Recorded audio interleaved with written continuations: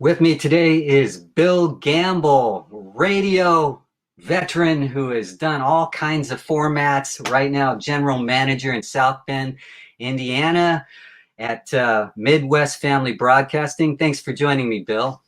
It's good to be here, Alex. You Always fun to know, talk radio. yeah, I want to talk about your radio career, especially some of the highlights of what you talked about with the podcast by John Leslie recently, a radio talk podcast. Um, I uh, I was really excited in the 90s when I was programming Quad in Sacramento because I thought alternative music was the thing, like the best thing that had happened to radio in a long time. And at that time, you were programming Q101 in Chicago, Market 3. And of course, I paid attention to what you were doing, like the records you were adding each week. But at the same time, we had our own sound, and I thought that was important to keep our own sound, but also to know what was going on in the bigger markets like K Rock in Los Angeles, Live 105 in San Francisco, and Q101 in Chicago.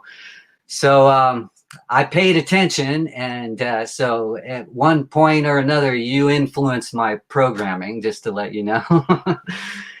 Like a lot of us, I think when we look back, we're just fumbling through. We're making it up as we go along. It's like, Yeah, that's what I felt alternative was as compared to top 40, which was very rigid and by the book.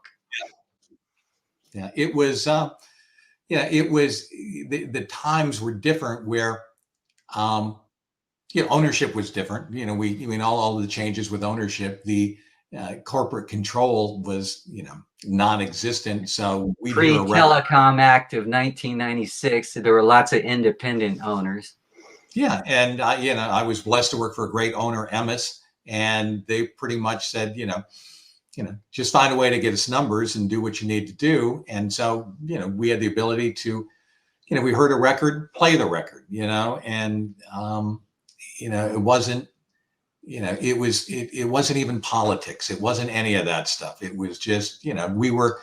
To some extent, the marketplace tried to put us in a battle with WXRT, but we were dramatically different. And the only reason they put us in that XRT lane is because they'd never heard a station like Q101, because there hadn't really been an alternative station. So WXRT was the closest thing to an alternative station, and they would play some of the bands, but they never really got that crunchy. They're more adult/progressive, right? Yeah. A great radio station, and Norm and the team did a great job, but the press would try to pit us together, and we were crushing it 18 to 34, and they were making tons of money 25 to 54. So everybody, was pretty happy. Well, I want to talk more about that, what you did there in Chicago, and what you were doing while Norm Weiner was doing his thing at WXRT. But I also want to talk about your career leading up to that, and then your career after that. So let's start with the beginning. I know you came from kind of an auto biz family because you're from Michigan, and you have relatives that work for General Motors, but there was no way you were going to work for them, right? Tell us that story. Yeah, I mentioned before, I started back when I was in high school. I was mowing lawns, and I saw a guy inside playing records or pushing buttons, and I said, okay, I could sweat out here and make $2 an hour, or I got to find out how to get inside. I got inside, I got a job, I pushed buttons. They were crazy enough to let me do the news, and I got better. I went to Michigan State, studied economics and statistics with the thought of, my uncle had a pretty big job at General Motors, and I thought I'll just, get in their executive program. But, I kind of like being on the air, kind of like, I wasn't going to do radio. One night, my freshman year, my roommate who had a job at at Michigan State, the dorms are tremendously big. And I was in McDonald Hall, and I don't know how many kids are there, but this hall had its own radio station, carrier current through, the wiring in the building. And it had a library and, records and turntables. And my roommate goes, can you do a shift for me? Because I know you've been on the radio before. And I go, no, I don't want to. He goes, I've got this date with this just beautiful woman.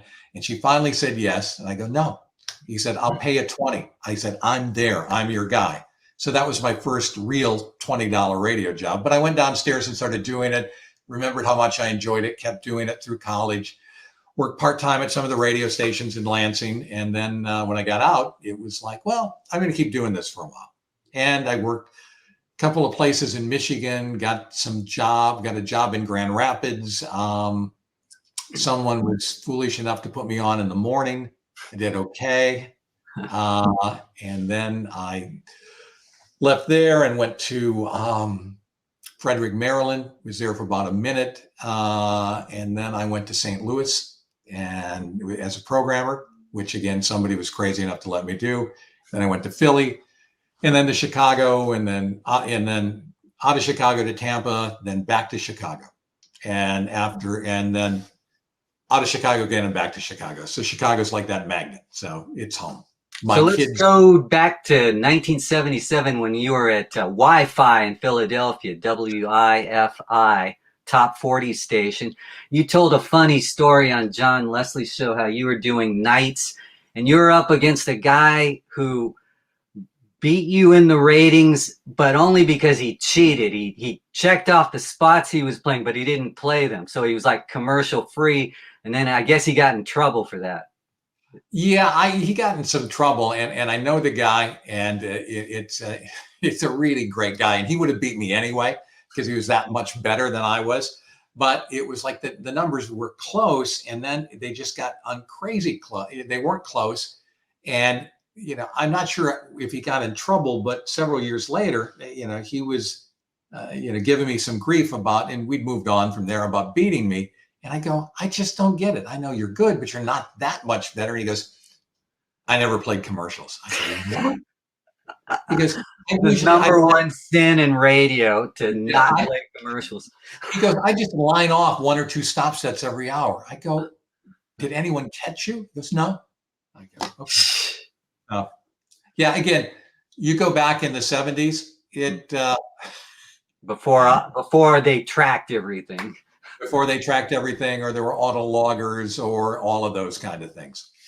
But yeah, it was good. I was another story back then. I was doing nights, and the program director he was a great guy, but I think he would relax a little bit in the evening by smoking, and so he would call me, and he had a Southern accent. He'd go, Bill, could you play that Casey and the Sunshine Band song for my daughter? I'd go, I just played it 5 minutes ago. I know, but she really wants to hear it right now. Like, okay, but I just played it 5 minutes ago. And then after a while, I wouldn't play it. He'd call me, when are you going to play that Casey and the Sunshine Band? And I go, I did play it. What do you mean you played it? I said, I just played it. Well, I must have missed it. I said, I can't play it 3 times. I mean, but it was just the other story I tell from there. And this is, as a programmer, you'll appreciate this, is that you can't lose the mindset of being a jock.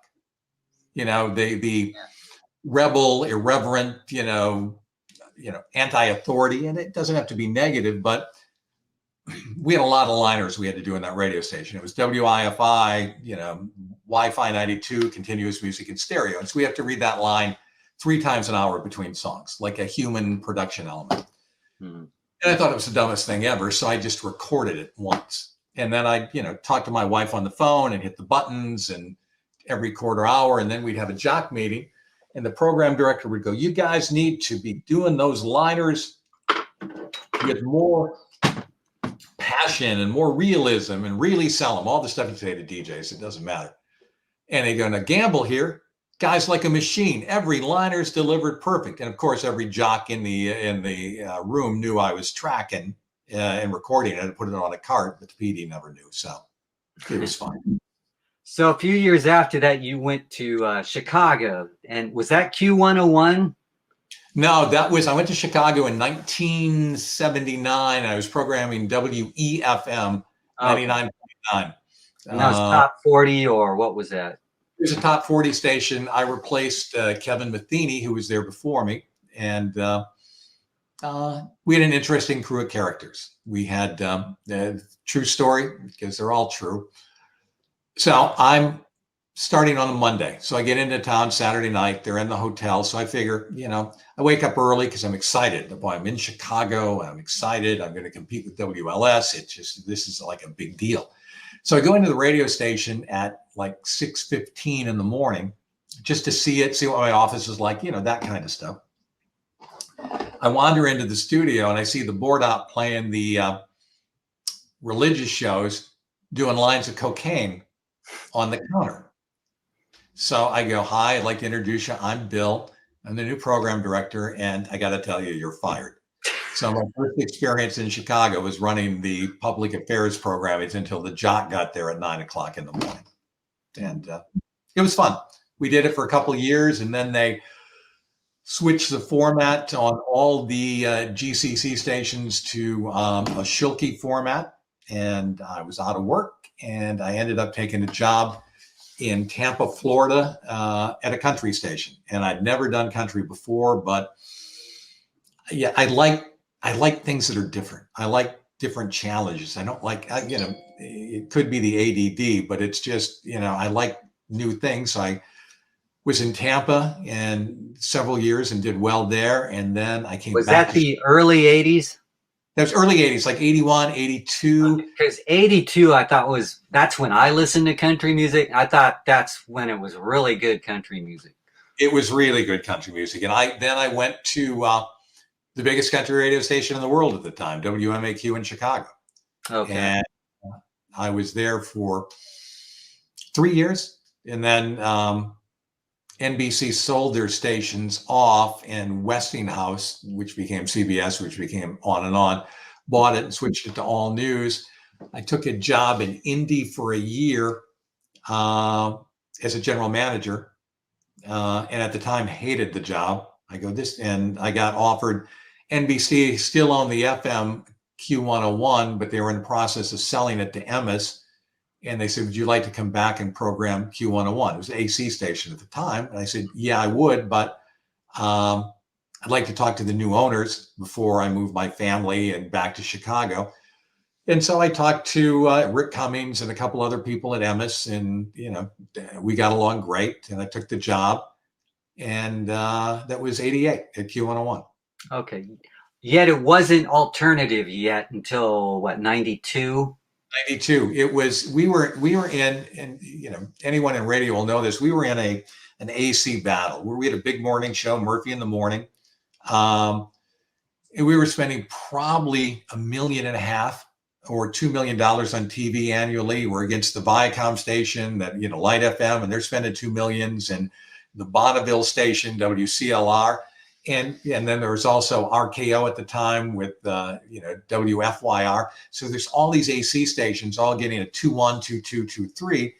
And we thought there might be something better. So we did a research project. And this is, it's interesting. The research didn't really show alternative. What it showed was more of a hybrid, almost like what evolved into hot AC, when the hot ACs were almost alternative light at the time. Mm-hmm. It started out as that. And what was great is I had no experience doing this. I was the first one to raise my hand, no experience. And so we were able to follow the audience. The audience would tell us, no, you can't play this, and you need to play this. And we would research and we would listen. And I had 18 and 19-year-old men and women in my research department. And they always come in and talk about me and say, this song sucks. Why are you playing this? And, you start learning, and, it's like, wait, you've got to play the Smashing Pumpkins, and just on and on. And so if anyone goes back and looks at the first 3 or 4 months, it's terrible. I'd almost want to say I got hired in year 2 after looking at the year 1 stuff, but there was such a void for any of that alternative music that the audience jumped on it, and we got better because of the audience as time went on. Were you still hanging on to some of the AC format or some of the top 40 songs? I think, we thought you could get away with, what's a bad example? Phil Collins. Okay. And we thought you could, but I really, Alex, within the first month. Yeah, the audience let you know. Yeah, the audience just they let us know, and it was, and Emmis gave us enough resources where we were calling, a couple hundred people a night, talking to them, doing interviews, asking about bands, asking about this, getting ratings, and it worked. And they guided the radio station. They guided how hard we got, how broad we got. I mean, and then you saw the same thing that, if 91, 92, Depeche Mode was still viable. All of that English pop stuff was still viable, but you pretty much go another year, year and a half, starts falling off the cliff. Nevermind comes out, active rock dies because they don't get it. And alternative goes, hey, we've got the biggest rock bands in the world and the best pop alternative bands in the world. And that's why it was big. I found it to not just be about Nirvana and what people called grunge. I didn't really use that word. I always called it the Seattle sound because so much of it was ballads, like Black Hole Sun by Soundgarden, just the hits were like softer songs, like Smashing Pumpkins had softer hits like Today. Did you find that to be true? It wasn't just about the Seattle sound. It's still about a lot of different types of music. Yeah. I mean, this is an old Scott Shannon line that we used, and I still use it today. All kinds of music for all kinds of people. And that's what it is. I mean, you could go from stereo MCs into, Nirvana. It's, I think at least what we try to do is never get modal. And a lot of radio stations get that way. It's like, this is our core sound. Well, yeah, but your core sound is not having a core sound. You play the popular songs, but, we would sound code or hand program so that it didn't get, you knew there was something in there that, oh, that's a Q101 song. Because there was an active rock, I forgot the frequency. WRCX. WRCX. 103 something. 103. So they were doing that stuff. So we tried to make sure that there were some interesting, challenging songs. I mean, we had the Brother from Another Planet, Zoltar, overnights from 1 a.m. to 5 a.m.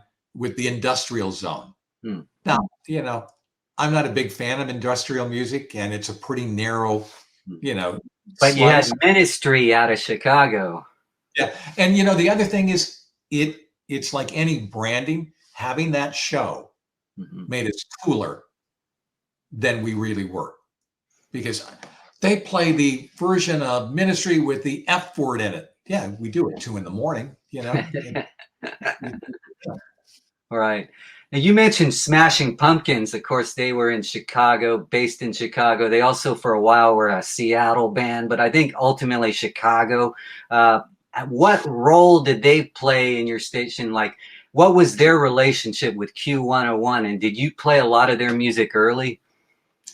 I would love to say yes, but the answer was I can still remember the record rep for us in Chicago that had the Pumpkins label was Mike Stone. And I love Mike Stone. I think Mike Stone runs a bar somewhere, but now, and a really great guy. And Mike came into my office and didn't physically assault me. And I'm joking, but was pounding literally his fist on the table. And he was British. And it's like, you have to play this. And I think it was Cherub Rock. I go, I don't know, because I missed it. I didn't. And once we played it, it was huge.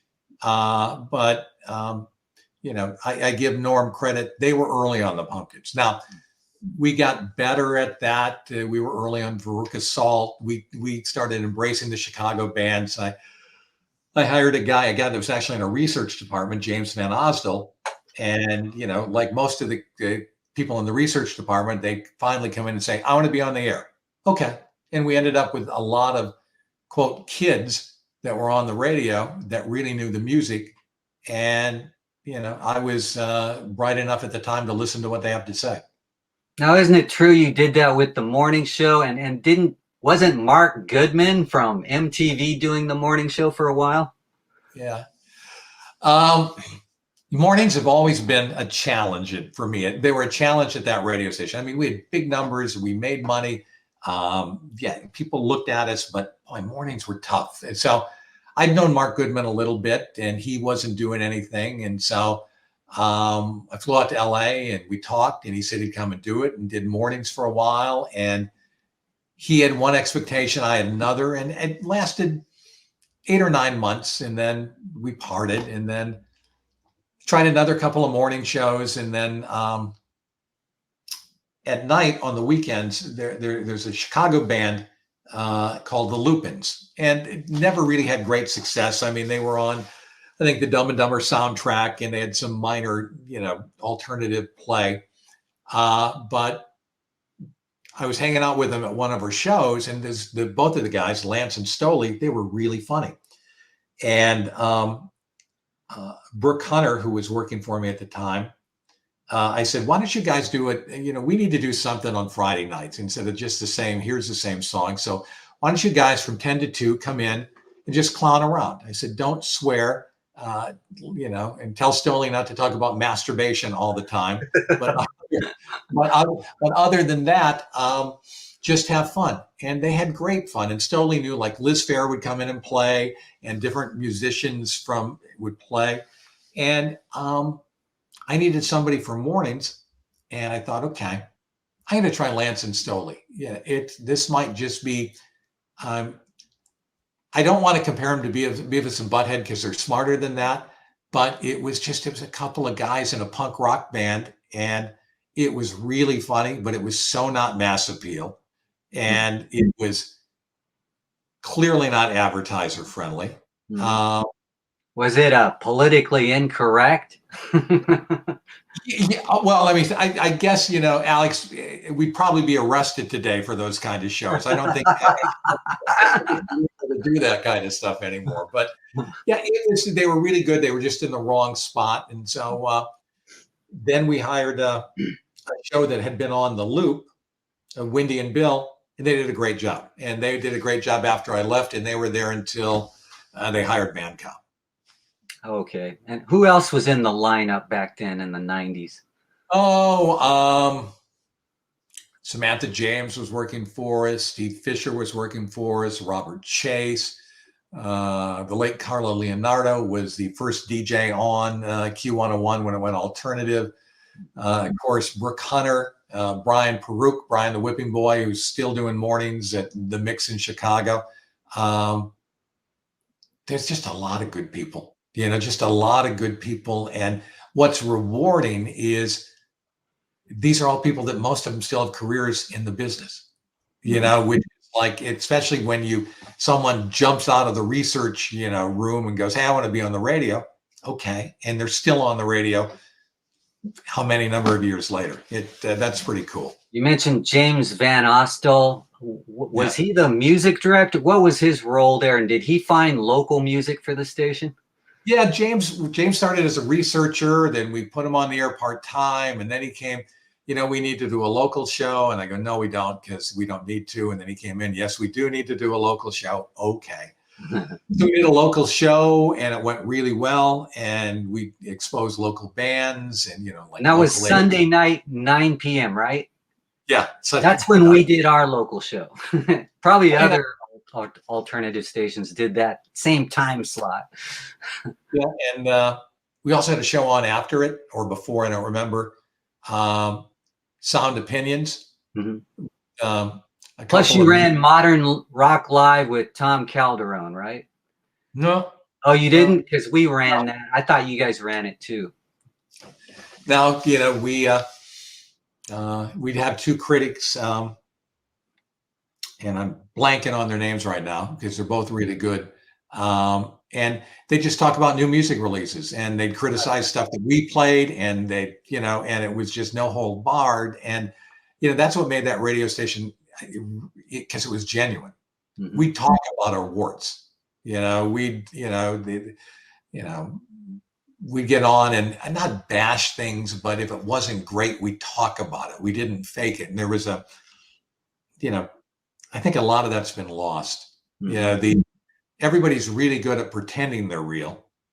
Right. But but there's just, Well, there's a certain amount of sarcasm and that cynical humor that went along with that format back then because it was a little bit anti-establishment to a degree. Maybe not seriously, but I mean to a degree it was because a lot of the rest of the dial had become predictable and very corporate sounding, whereas alternative still was in its own world. It seemed. yeah, like I said, we're playing Bulls on Parade 60 times a week. It's like good morning, and it's like bam.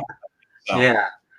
Yeah, you wouldn't hear that on top 40 60 times a week, I don't think. you look at it, I mean, with doing different formats, it's interesting that, the 80s are still pretty popular because the 80s top 40 was just giant, Madonna, Michael Yeah. Jackson, all of that Party stuff. pop music, yeah. Yeah, but, the 90s, it's still a tough decade because top 40 was not doing well. I mean, you'll hear some in sync records and, now maybe some, Alanis Morissette records, but I mean, we have an AC station. I test 90s music all the time, and there's probably 30 or 40 songs that are viable where there's probably 150 that are viable from the 80s. It's just Yeah. that was how big that alternative format is. That just in most markets just crushed top 40. I mean, top 40 was there, but there was a whole generation of kids that weren't listening to Destiny's Child. They were listening to Pearl Jam. Right. Well, Pearl Jam, Nirvana, Green Day, they far outsold a lot of that top 40 music. Yeah. Yeah. They were selling like 10 million albums. And you don't see that today. You don't see alternative albums on the album chart. You see lots of top 40 sounding like a rap and hip hop and some metal, but you don't see much of that alternative music today on the Billboard Top 200 album chart. No, it's interesting, and not to go off topic, but what's interesting is I'm always skeptical about older bands releasing new music because it's like I want to hear new bands release new music. But I have to tell you, I think the Green Day album is the best album they've ever done. I just think it's that good. I like the Pearl Jam album, and I was ready to go, okay, what's this going to be? But it's nice to see bands, and even Linkin Park, it's nice to see bands stand the test of time. I mean, these bands still have it. Mm-hmm. Yeah, those were, core artists that kept on being core artists, I think. But I think by the 2000s, a lot of that tapered off. Like you just stopped having core artists. Like Nickelback might have been the last of them, but they got so overplayed. I think they helped burn out the format. It's just my opinion.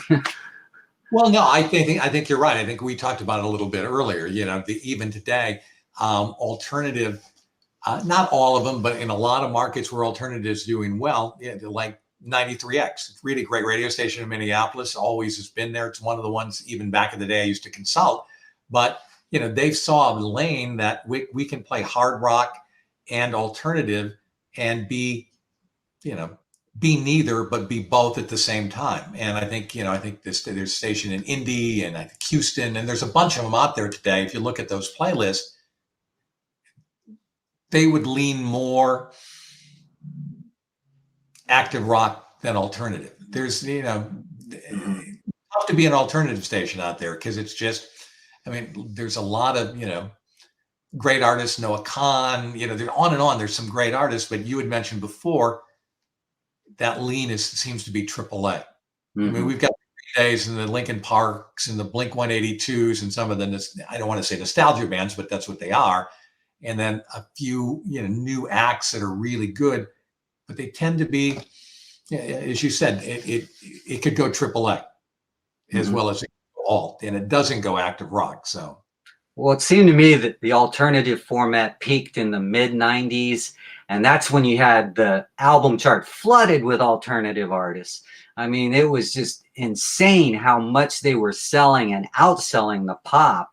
Whereas today, that's not true. But it started to change by the late 90s, and you had the Telecom Act, and so you had corporate takeover of radio across America. And you also had just the music industry consolidating to where they were no longer signing developing acts. They were just signing who they thought they could sell that sounded like someone who already sold. So it just seemed like that was the heyday, the 90s for alternative music. And after that, people don't talk about it as much to me. What's your perception? Was the 90s the heyday of alternative? Yeah, I mean, you could be dramatic and say the day Chris Cobain shot himself, okay, it started going downhill. It wasn't quite like that, but Yeah. I remember I left in summer, maybe fall, I don't remember, of 97. I left Q101 to go to work for ABC across the street and do their classic rock station. And someone asked me why, and I said, well, there's a couple of things. I go to these concerts and clubs, and we used to be in the clubs, you'd see, okay, here are your trendsetters. And we were there with the trendsetters. But then we're still with the trendsetters, but you can't stay with them too long because you want to grow to become a mass entity. And by becoming a mass entity, you're not quite as cool as you used to be. And I'm at one of our shows. I'm seeing a lot of 10-year-old kids in Q101 shirts. And I'm going, okay. And then I started thinking about it, and it got to be, and this is not a knock on the bands, but this is what the format was. Nirvana devolves into Bush, devolves into Sponge. And then it just keeps going. And I thought, I was just ready to do something different. I wasn't sure what the wave was. And I was glad after I saw what happened, because then it became, Cookie Monster rock with Limp Bizkit. And, most alternative stations, it's interesting, because they were getting so modal, miss Dave Matthews. Yeah. They did miss Dave or Matthews. A Chicago band, Freddie Jones Band. Yeah. Great band.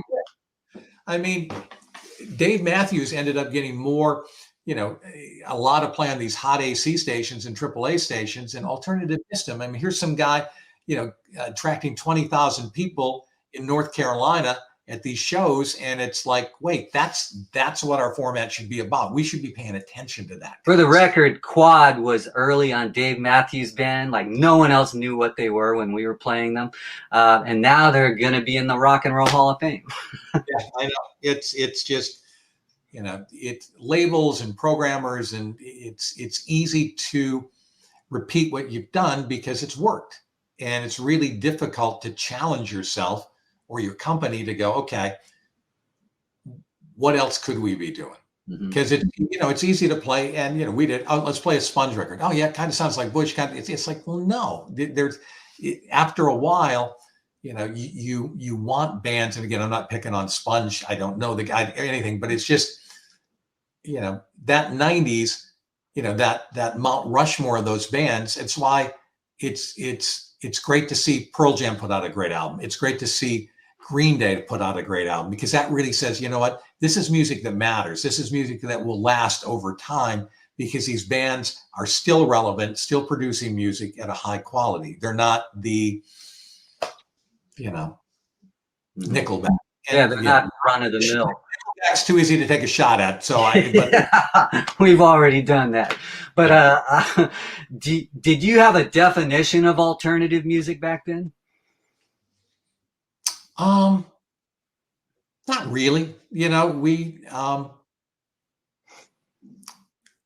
the things the labels would peddle, and we'd see what other people were playing, and we'd still look at sales and that stuff. We'd talk to club DJs and things, but it kept evolving.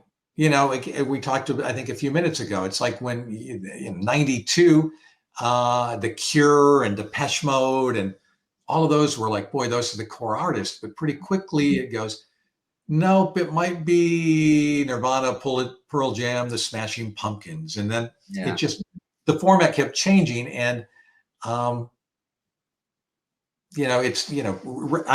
told me a long time ago, and I believe this, programming a radio station's like looking through a window, and you're watching your audience move out of that window. It's like, say it's an 18 to 34 station. Oh, look, there's some new 18-year-olds, and up the 34-year-olds are going goodbye. You can program to follow your group of listeners, and some stations do, and they evolve into different things and they follow that group of listeners. Or you can say, these are the people we want. And if these people want Dave Matthews, if these people want Limp Bizkit, if these people want that, we give it to them. You know, I still do in my office. I have a stack of Tom Petty CDs because I just absolutely my favorite music of all time. I love Tom. And people would ask me, they go, Bill, why do you have those Tom Petty songs there? I said, because that's to remind me that this is my job. And my job is really to be a giant customer service rep for the audience. Doesn't matter what I like. It kind of does, but it really doesn't. It's what I think or what the research tells us the audience is going to like. Our job as programmers is to give the audience what they want, and not what we want to play. And I think, and you've probably worked with them or known them, a lot of program directors believe they're artists, and that's okay. Some have better ears than others, but there's a reason "You Light Up My Life" by Debbie Boone was one of the biggest songs of the '70s. It's terrible. I can't even listen to it without it's getting forgotten now. Yeah, but it's in Chicago. You had Stabbing Westward, Urge Overkill, Local H. Were you the first on those local bands? Yes. Yeah, and a lot of that goes to James. James would come in, hey, there's this great band, Local H. You got to play this song. And, we played them and they worked for us. They didn't really go that far, but, it was like any big town. It's small, the club scene, you see the same people, band members go see other band members. And it was a big deal getting played on Q101 back then. And it helped us with the venues and other bands. And it was good business for everybody. Well, it meant something to me when you added a new record because Chicago, Q101, that was a big deal. And our paths almost crossed because you left there in late 97. And just a few months later, I came to WLUM in Milwaukee, where I was operations manager. But really, it was the same thing I had done, PD/MD. And Right. And you had consulted WLUM, which was owned by Green Bay Packer Willie Davis. Willie Davis. I told this story before. I can certainly tell it. And I liked working for Willie Davis. Steve Sinecroppy was the general manager. And I was consulting and it was great. And, one day I get a call from Vince, the PD. Hey, Mr. Davis wants to meet with us. Okay. So hop in the car, drive to Milwaukee. In the conference room, and there's a general manager, the program director, and Willie Davis. And Willie goes, how many times are we spinning our most popular songs? Well, I always believe in spinning them a lot. So I go 63. He goes, okay. I don't want a song played more than 40 times a week on this radio station. I don't care what the reason is. I don't want it played more than 40 times. Everybody got it? Everybody said yes. And he looks at me because I was consulting. And if it's played more than 40 times a week, you won't be here anymore. So we backed our powers down to 35 times a week. So I had a little bit of leeway because I didn't want anybody making a mistake. But, that's the case. And, we talk about general managers and owners and laugh, but that's the case of friends or salespeople or that stuff going, I'm hearing this song too much on the radio, or they're overplaying it, and the general manager or the owner reacting. And, if you own the place, you can play it one time or none at all. I mean, that's your call as the owner, but it's the challenge for all programmers to fight for what they believe in and have the vocabulary and the knowledge to back it up. Don't just say, I feel we should do this. What's that mean? I feel like I should be outside right now, but I'm inside. It doesn't matter. Have the research or the stats or a reason why playing these songs more is going to help the audience or get you better ratings, or why playing them less is going to be a better strategy. Too often it's just, I think we should do this. And it's just, even now as a general manager, if someone says that to me, that's weak. Go back and think your argument a little bit more. Have a reason, have some passion that this is important, fight for it. Because as a program director, and I tell program directors I'm working with, your job is to fight for the audience. Sales manager, your job is to fight for the community and the small businesses and help them and get revenue in here. But you, as a program director, you're fighting for the audience. You're their representative. You're their, ombudsman. You're there to go, hey, we can't give away 10 packs of potato chips every hour.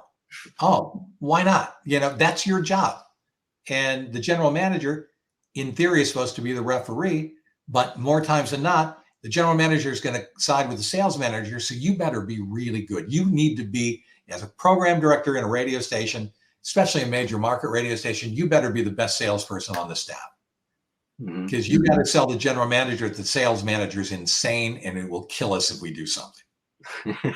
So you stayed in major markets for a while with the CBS and ABC. Let's fast forward to now. You're a general manager, and you're overseeing a cluster of stations in South Bend, Indiana. Tell us the difference between that and programming a major market station.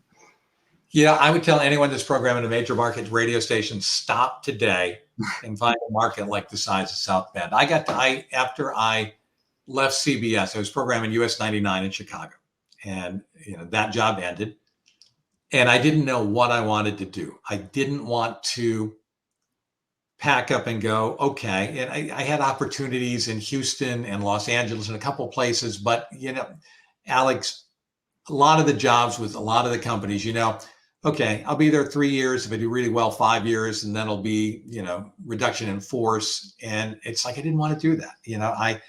I worked for some great companies, and I didn't want to do that. So a friend of mine who actually, when I was in Tampa, Florida, all those years ago, programming a country station, was the general manager of the television and radio station here in South Bend. It's owned by Schurz Communication. It's a family. They own the TV station, the South Bend Tribune, and 3 or 4 radio stations. And she goes, I need somebody to look over and run our programming and operations. Would you be interested in it? And I, go, why on earth would I want to go to South Bend, Indiana? Mr. Puffed Up guy.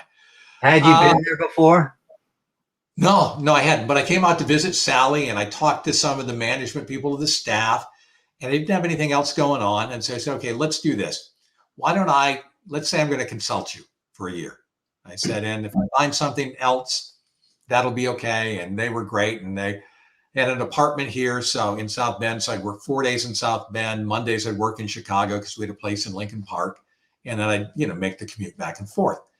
And what was amazing is I go, and I tell this story a lot, first day or two, and I'm coming from PPM battles where if you drop a tenth, someone from New York calls you and goes, what's going on? And I actually said this to one of the guys. I said, I'm sorry, I got stupid this week. I'll do better next week.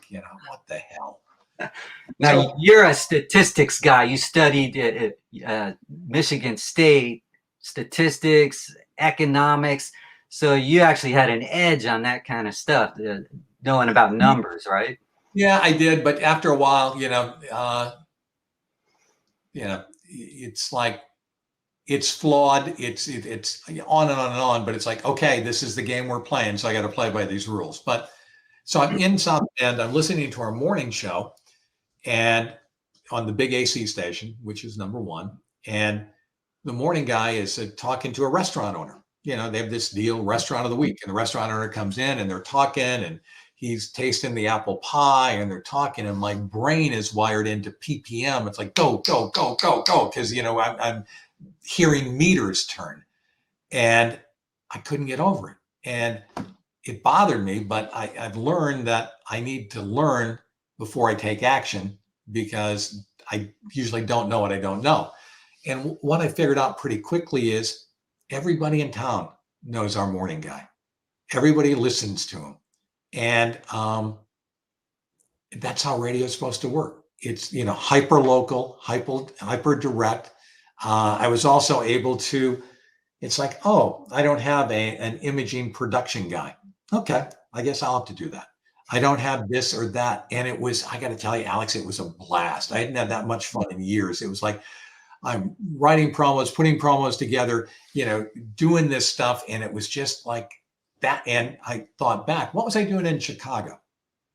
writing reports. Here's another analysis of this. Here, it was like I'm able to go out on remotes, see talent on remotes. I get to now go talk to clients. I get to see small businesses grow. And I've had a great career, lots of fun and that stuff. But this truly is the most rewarding ever because I'm actually feeling like I'm doing radio. Because Midwest Family I was here for about 4 years. Midwest Family bought us. And I thought, wait, I'm working for a great company. What's this? And I found out I'm working for a better company because Midwest Family, there's no president of Midwest Family. We're 7 individual companies that are interconnected with boards, and it's an employee-owned company. So you're able to buy shares in the company, and we believe in giving back to the community. If we serve the community, we will be rewarded justly. And we find that's true. We're helping small businesses, and you see the impact of talent. I mean, you'd see the impact of talent in Chicago, but a lot of it would be them throwing things to the jock that's on stage at the Offspring concert, or you see the numbers and that stuff. But to see real people, to see the impact that we have helping schools and different organizations, it's like I said, it's the most rewarding time I've had in radio.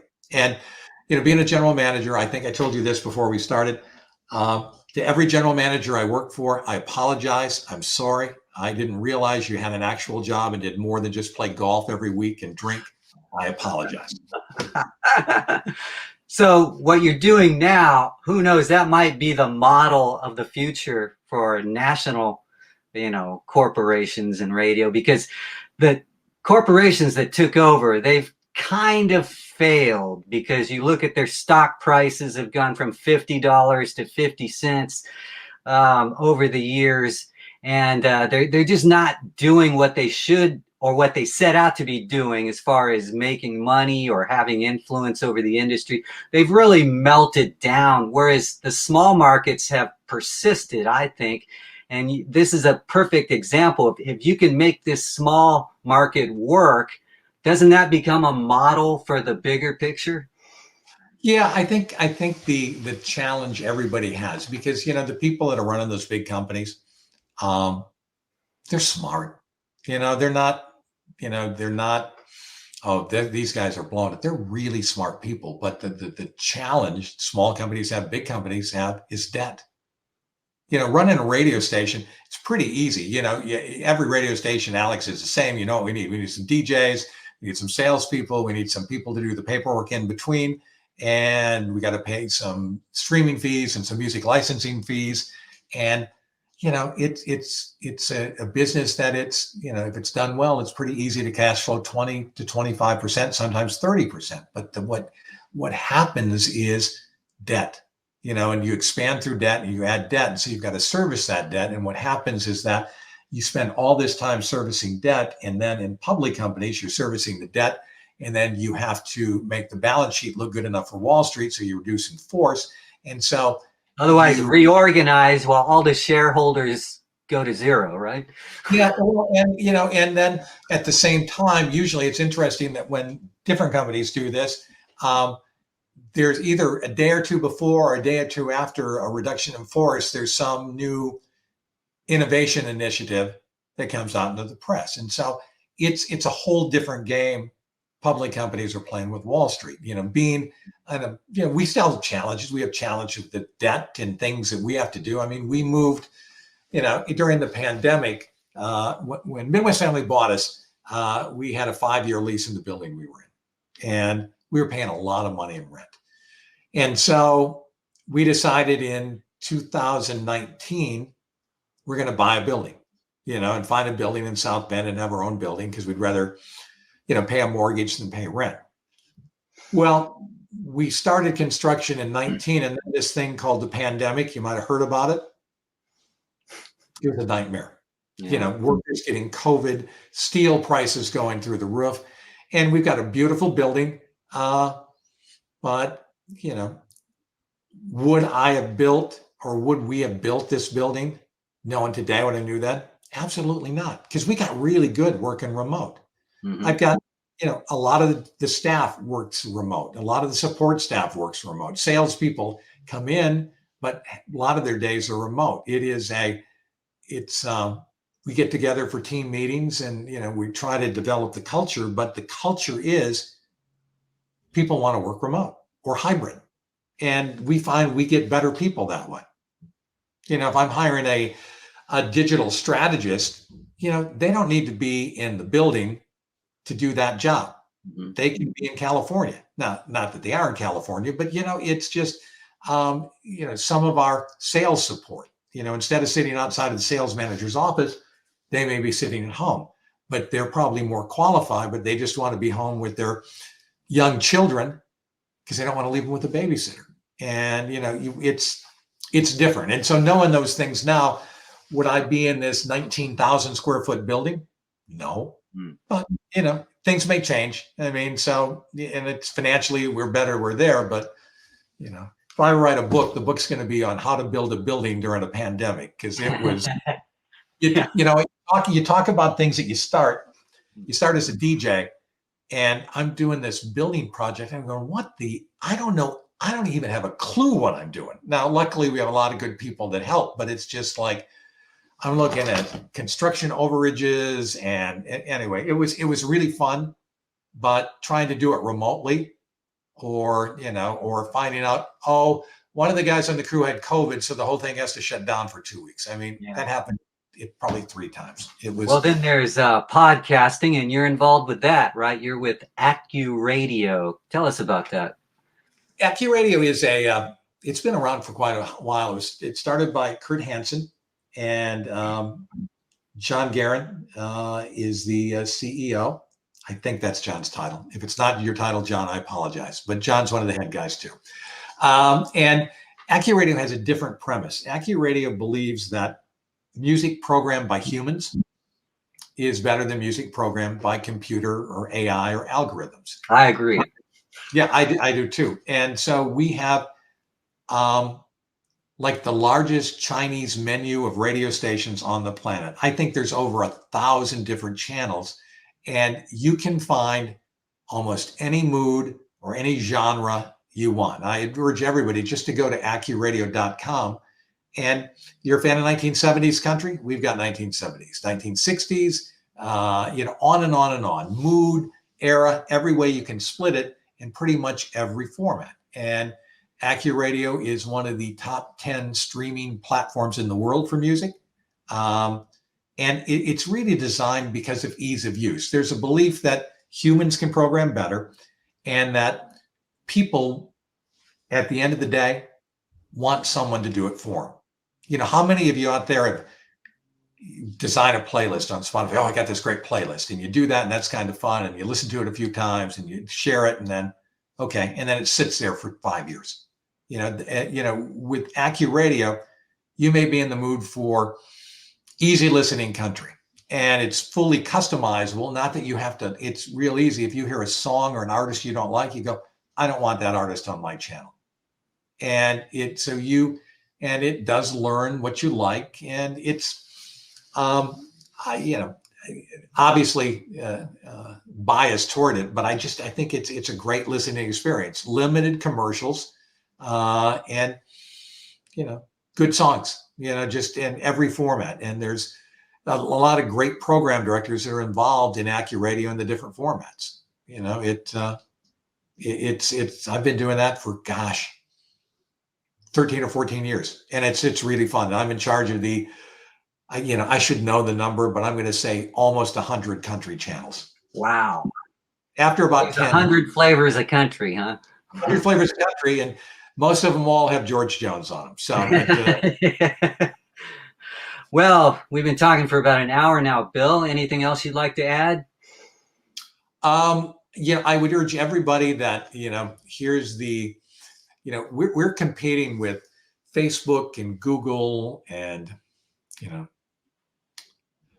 Amazon, and, they are out there telling the world that radio doesn't work.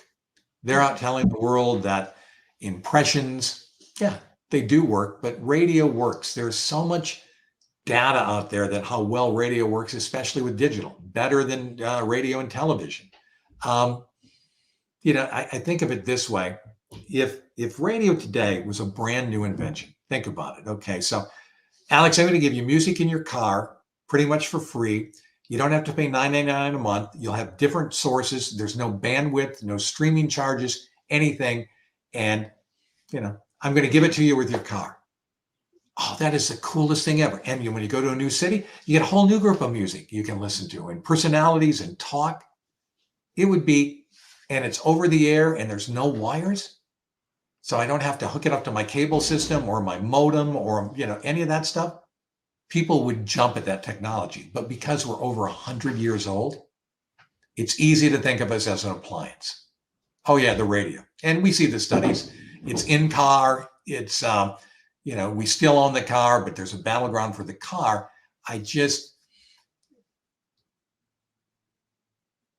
The industry talks about not fighting among each other, but because margins are so tight, because finances are so tight, there are companies out there battling for survival. And whether it's the small groups or whatever, we have to be out there waving the flag that, yeah, we're not just a radio company. We're a media company. We sell a whole line of digital products because we know that radio and digital works, but we're not apologizing for radio. We're not apologizing for broadband, for a tower that reaches, hundreds of thousands of people. That gets them in the marketing funnel. And we got to be aggressive. Everybody said that, satellite radio is going to kill you. No, it didn't. Oh, Pandora is going to kill you. No, it didn't. Spotify is going to kill you. No, it doesn't. We still get 90% of the American population at least once a week. Come on. It's like, why apologize for that? We should be yelling at that. But when I go talk to clients, I don't have to sell them on the value of what we're offering. I have to sell them on the value of radio, because everybody's out there and every client wants that dopamine fix of, oh, look at my impressions, look at my likes. Oh, my numbers are going up. Yeah. Tell me about how your ROI is off those Facebook likes compared to a radio campaign. So anyway, I guess that's the only thing. I just, don't apologize for what you do. It's still really viable. Well, I think as long as there will be cars coming out of Detroit and other places, there will be car radio. So I'm sure it'll last for decades more. If it lasts for decades more, I will probably be gone by then. So I'll be okay with that. Just, I want to go before radio goes. But no, I think it will be. But, and not to take a lot of time, but it's that, Fred Jacobs says it, and he's right. It's the battle for the dashboard.